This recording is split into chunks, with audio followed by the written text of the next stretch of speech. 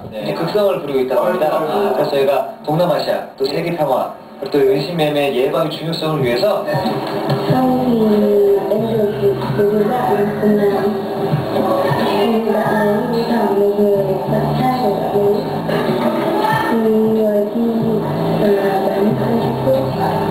없었던 일을 한 것 같아서 너무나 값진 시간인 것 같고요. 제가 나중에 국가에 와서 이런 좋은 일을 더 많이 했으면 좋겠고, SBS에서도 이런 일생님에 많이 불러주셨으면 좋겠습니다. 너무 재밌었어요. Earlier this year, you appeared on MTV and campaigned against human trafficking. It's such a worthy and noble cause. Why did you throw your support behind this? We went to Vietnam to participate in that event and help out there. I heard that in Korea, human trafficking was banned back in the 70s, and it caused a lot of pain for people and their families, and it was a big social problem. We came across it when we were thinking about what help we could offer people while we still had a bit of fame and power. That's why we went over to Vietnam to offer our support, and we had a good time over there. There are so many celebrities and pop stars out there who don't use their fame and notoriety for a good cause. So do you feel a moral responsibility to raise awareness and promote these sorts of things?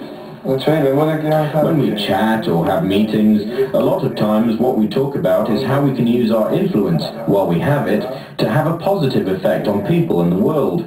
We believe that we can change the world. We can change the world and use our influence to create changes. So we do try to offer help to people in countries that are struggling or others that are in difficult situations. Ituk, you were involved in a car accident back in 2007. You were one of 4 members in the car with 2 of your managers. You were quite seriously injured. You had to receive 170 stitches. Can you tell me about the accident, the recovery, and whether you thought that was the end of your career? I had a very hard time back then. It was just when we had started to get really popular, and I thought, is it all over already? I was really depressed. Sometimes I'd cry when I was alone in my hospital room. But I found it pretty easy to get back to work, thanks to the other members who carried on performing. That's probably what brought me so far. Where did you receive your stitches? I had about 10 stitches above my right eye, and about 150 around my waist. It was the first time I'd ever been in a serious accident. I do remember though, right before the crash, I thought to myself, I have to keep performing. I want to keep living. That particular thought was so strong. I also remember praying at that very moment. And I'm okay now. Now the internet is huge here in South Korea, and I presume it's a very powerful tool that you both use, social media, Twitter, Facebook, to communicate with your fans. Tell us about the power of the internet with your fans. A lot of people tend to believe that we don't really have a life and are in some sort of cage, so we use social media a lot to show people slices of our personal life. We don't really have much opportunity to communicate with our fans across Asia, since we only do a tour around the region once every 6 months or so. So to keep up with the conversation with our fans, it's great to use outlets like Twitter. By uploading messages there, our fans can see how we're doing, and we can also see how they're doing. At the other end of the spectrum are these anti-fans. Cyberbullying is a big problem in South Korea, I believe, and there have been some extreme cases where people who've been a target of hate campaigns have actually gone and committed suicide. How do you deal with these anti-fans?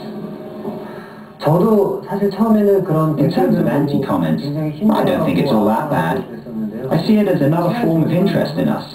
In the beginning it was rough reading those comments, but after a while I started to realize that they are, in a way, just a different type of fan showing interest. I'd like to say that I actually enjoy it. If I didn't and kept focusing on it, then it becomes too hard to control. Fans and anti-fans can coexist, and there are things we can learn from those anti-fans. There are times when they make me realize my faults, and I try to make improvements. But does it ever get under your skin and make you upset? Of course it does. I'm only human. It's okay when it's about me, but when it becomes something about my family or the other members of the group, then it gets pretty hurtful. But now, I'm really enjoying it, to the extent in which I'll actually go up to the anti-sites and run a search on myself and see what they're saying. In some ways, they are like a coach putting us through our paces. We are able to make improvements because of people like them, and we have no choice but to get better for that very reason. When there are too many anti-comments, we get online and counter them. Not you, not you. Do you think there will come a time when you'll go your own ways and the band will break up? A lot of young groups in Korea split up without breaking the 5-year mark. And usually this was because, as you just said, it was to go their own way. But for Super Junior, it was more like we all started while we were going our own ways. So I don't think the expression break up really fits Super Junior. I expect the group to stay intact while we all do our own things. And I think the brand value of the group will continue to grow. Well, Lee-suk and Shi-won, a pleasure to meet you. Thank you. No, we pleasure. Thank you so much.